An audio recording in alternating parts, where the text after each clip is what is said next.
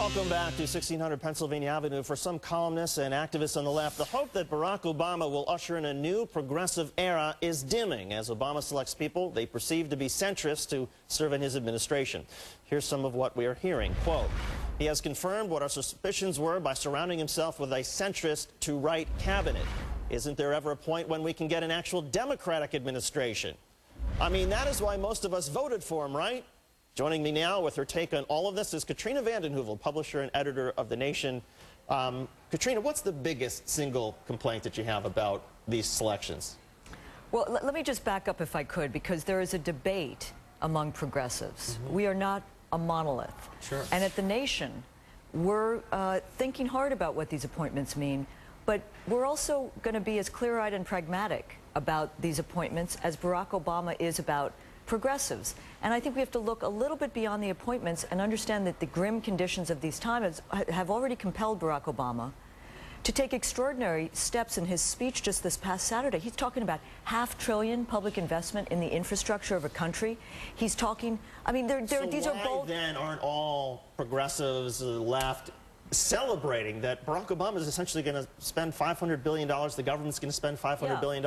I mean, Democrats are to be thrilled with this, well, right? I think there is concern about the centrist economic team he's put around him. Larry Summers, Tim Geithner, who complicit in some of the bank mess we've seen, Larry Summers repealing some of the legislation, regulation.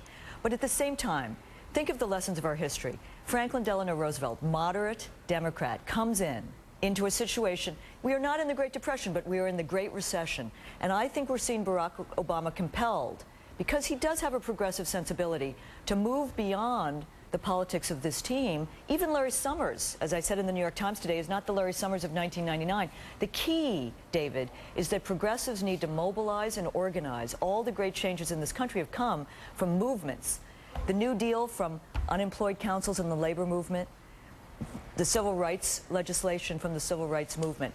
Yeah, there's grumbling. I think it's more about the foreign policy team, which is what I wrote about at thenation.com. Robert Gates holding him over could be protecting his flank, Obama's flank, from the right, from opposition. On the other hand, it's going to require pushing this administration not to, for example, escalate in Afghanistan, which could be a real disaster. The response from Steve Hildebrand, who used to help run the Obama campaign, ricocheted all over the blogosphere yesterday. Here's what he wrote. This is not a time for the left wing of our party to draw conclusions about the cabinet and White House appointments that President-elect Obama is making. Some believe the appointments generally aren't progressive enough. Having worked with former Senator Obama for the last 2 years, I can tell you that isn't the way he thinks, and it's not likely the way he will lead. After all, he was elected to be president of all the people, not just those on the left.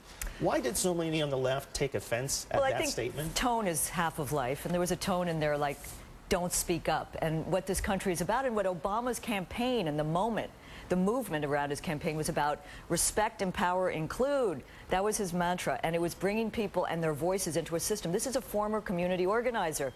He is the first community organizer in the White House, and he talks about change from below, fighting for change from below. Hildebrand isn't on the right page. He didn't need to say that. And the left progressives, I think, we need to get beyond the labels. Centrism today, David, has been redefined. Centrism today is about improving the conditions of people's lives through massive government intervention and stimulus, and showing that government can do that. Well, fair enough, but if the argument is over tone of something that a guy posts on the blogosphere, doesn't that suggest that perhaps the media is giving more of a voice to some who are angry than perhaps we should? Because, I mean, we can always argue over tone. Let's talk media criticism for a moment, David, and thank you for having me on, because I'm trying to reflect the range, because there is disagreement with the Obama appointments, but I think the media at the moment has this, has a lull in the coverage of important things. May I suggest that the media go out to Chicago and not look at Blagojevich, though that's important because of corruption, but the workers who are staging a sit-down strike to get the fair compensation and severance their company owes them, and Barack Obama supporting them.